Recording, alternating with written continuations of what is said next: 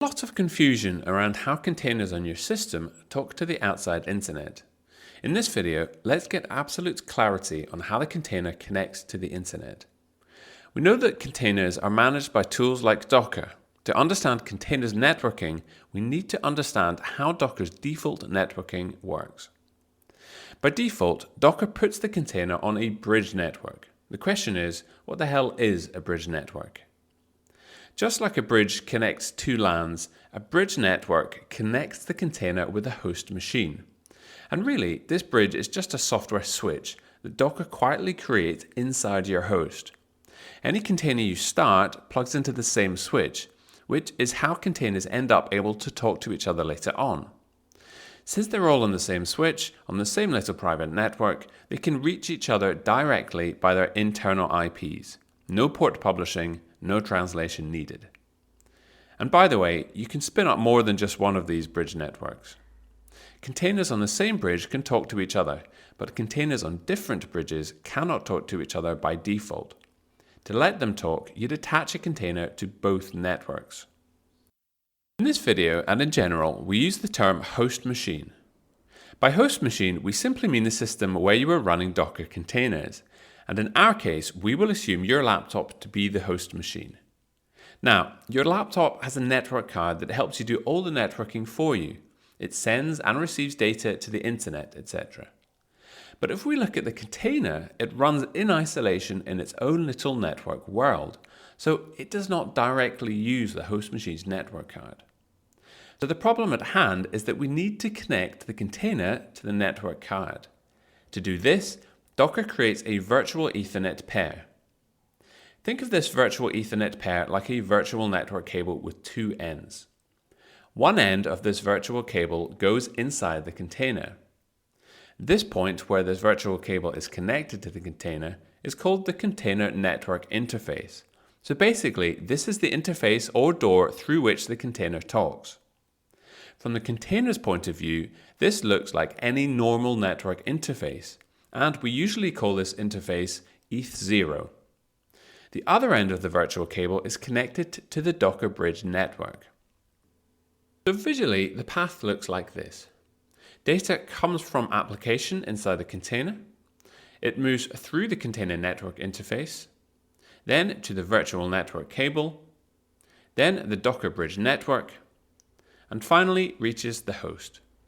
And from the host out through its real network card to the internet. Just pause the video and just visualize that path we just discussed. It will help solidify things. Okay, let's move on.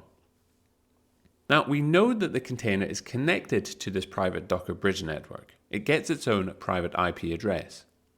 For example, your laptop may have an IP address like 192.168.1.10 on your real network, while the container may get an internal Docker IP address like 172.17.0.2. The bridge itself has an address too, usually 172.17.0.1.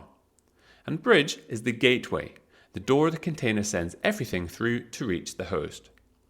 Now let's make this concrete. Say this container is running an Nginx web server, listening on port 80.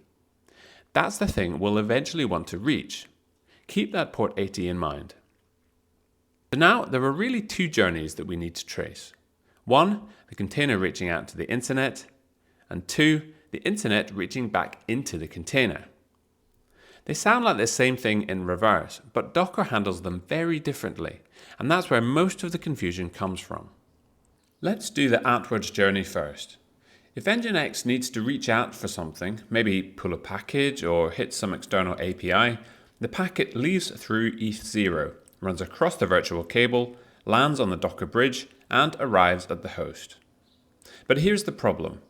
The packet's return address is 172.17.0.2. That's a private Docker IP. It only exists inside your laptop. If that packet went out to the internet as is, the reply would have nowhere to come back to because no router on the internet knows what 172.17.0.2 means.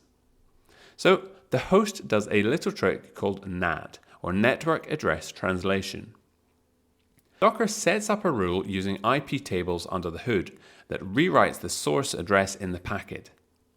As the packet leaves the host swaps that private 172.17.0.2 for its own real IP, 192.168.1.10, and pushes it out through the real network card and onto the internet. To the rest of the internet, the traffic looks like it came straight from your laptop. The container itself is invisible. When the reply comes back to 192.168.1.10, the host remembers, oh, this one belongs to the container, and rewrites the destination back to 172.17.0.2, then hands it down the bridge, across the cable, and into ETH0. That's outbound networking. The container can reach the whole internet, and it never needed a public address of its own. Now the second journey, and this is what confuses most people. You've got Nginx running on port 80 inside the container. You open your browser and type in localhost on port 80, or instead of localhost, you type your laptop's IP address and nothing. You're not able to reach out to the container, and the container is running fine. Here's the thing, that container IP, 172.17.0.2, is private. Nothing outside your laptop can reach it directly. And by default, the laptop isn't forwarding anything to your container either. The Nginx is sitting there listening, but there's no door from the outside world into that private network. You need to open the door yourself, and you do it when you start the container with the publish flag, -p, something like 8080:80. What you're telling Docker is, any traffic that hits the laptop on port 8080, forward it down to port 80 inside the container. Docker writes another NAT rule for exactly that. Now, a request comes into your laptop on 8080. The host rewrites the destination to 172.17.0.2 on port 80, sends it across the bridge and into ETH0, and Nginx finally answers. There's one thing to note here. The app inside the container has to be listening on all addresses, 0.0.0.0, not just localhost. If Nginx is bound only to 127.0.0.1 inside the container, that forwarded traffic hits a wall and you'll still get connection refused, even though the port is published. So the whole picture comes down to two rules your laptop or host quietly manages for you. One rewrites the source IP on the way out, so the container can borrow the host's identity to talk to the internet. And the other rewrites the destination on the way in, but only for the ports that you explicitly publish. The container never touches the real network card. The host stands in the middle and translates both directions. And once this flow is clear in your mind, half the Docker networking questions answer themselves.